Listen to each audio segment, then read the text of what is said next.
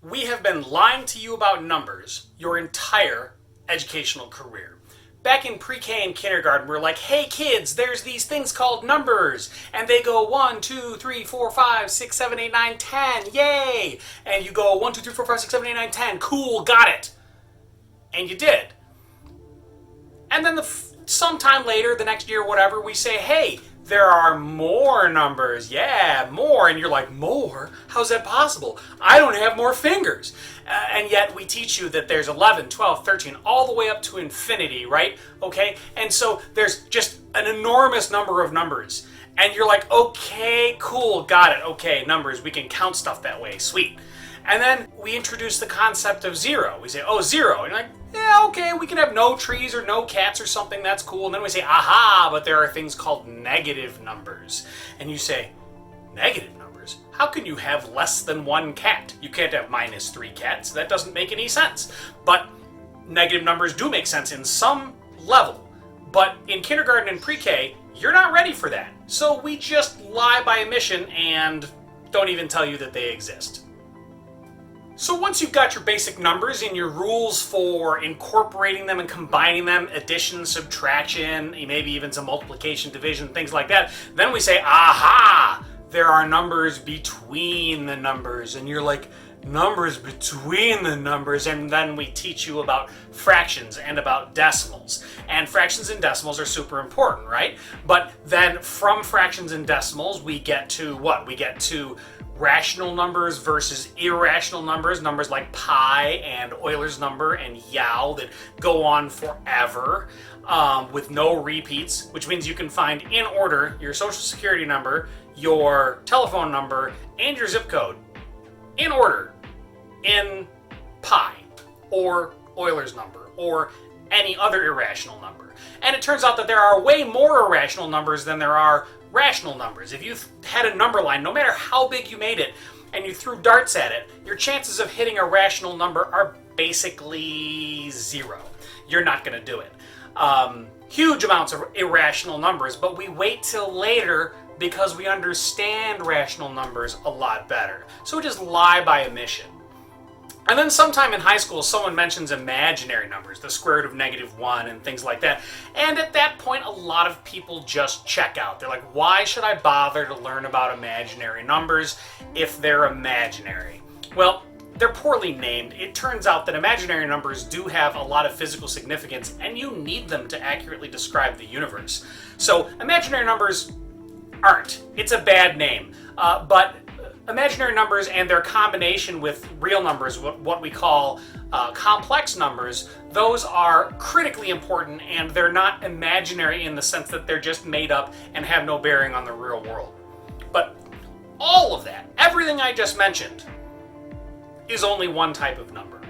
And that number is something we call a scalar. That's a vocabulary word you have to know for this year. A scalar tells you the scale of something. It gives you an amount, or what we call a magnitude. So magnitude, another vocab word you need to know, means size or amount. And a scalar is a number that only has size or amount. It only has magnitude.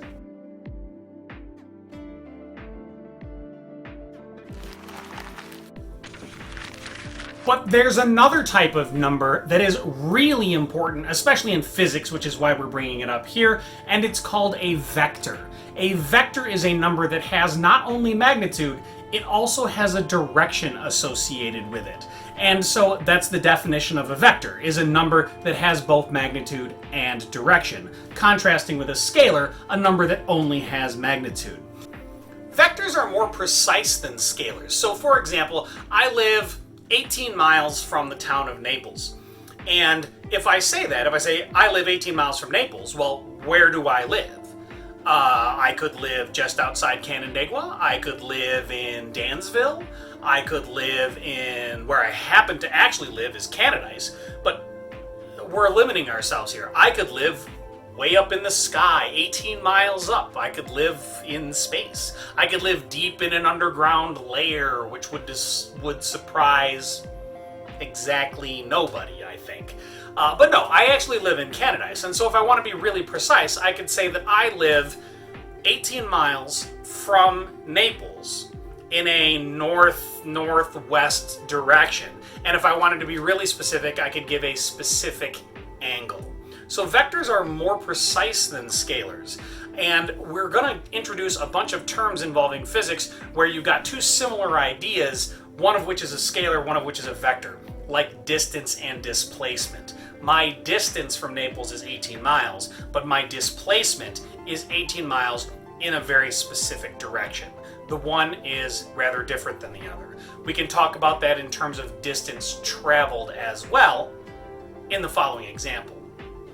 If I drive my car 4 miles north and then I turn due east and I drive another 3 miles east, I've gone 4 plus 3, I've gone 7 miles, right? But where am I from where I've started from? I'm not 7 miles away. In this case, 4 north plus 3 east equals 5. That's a 3, 4, 5 triangle. I use that so we can avoid the Pythagorean theorem here. It's a 3, 4, 5 triangle, so 4 plus 3 equals 5 if it's 4 plus 3. But if it's 4 plus 3, if I go 4 north and then 3 north, I went 7 north.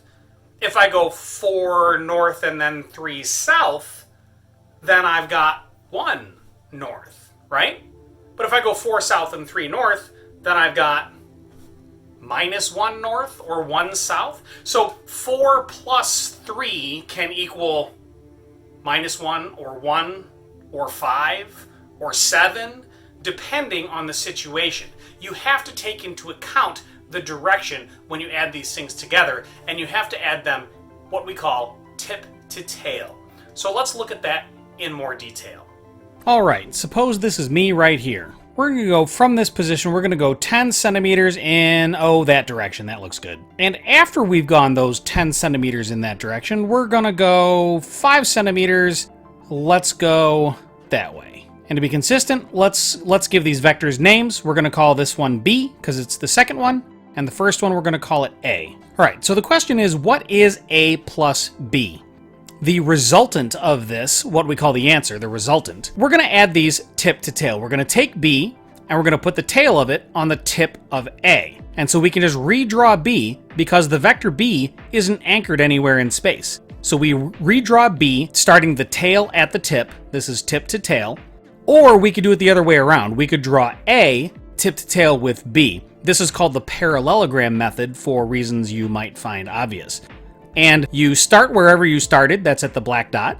You end wherever you ended, whether you go A plus B or B plus A, either one is fine. And your answer is the resultant. And it is this vector here, which we're going to call R for the resultant. Now, we need a magnitude for that. That is 9.5 centimeters. And this is a vector, so we have to be precise. We need a direction. So let's grab our protractor and measure the direction. And that looks about 4 degrees north-northwest.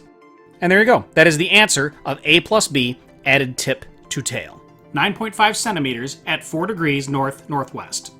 Now what about A minus B? Well, just like scalars, with vectors, A minus B is the same thing as A plus negative B. So all you have to do is draw the negative B vector and then add it tip to tail to A. You can, of course, use the parallelogram method as well, and either way, you will get the new resultant. So there you go. That's what vectors are. That is how to add and subtract them graphically using the tip-to-tail method. For the most part, for the Regents class, that's what you're going to need to be able to do. Use a ruler and protractor to be able to draw them, move them in place, and add them tip to tail or using the parallelogram method. For the AP class, that can often work if you've got a multiple choice question or something like that too. But in both cases, sometimes you want a more precise answer. And so to do that, you're going to have to actually use a little bit of math. You're going to need some trigonometry, and you're going to use something that we call unit vectors. And we're going to show you how to do that in the next video.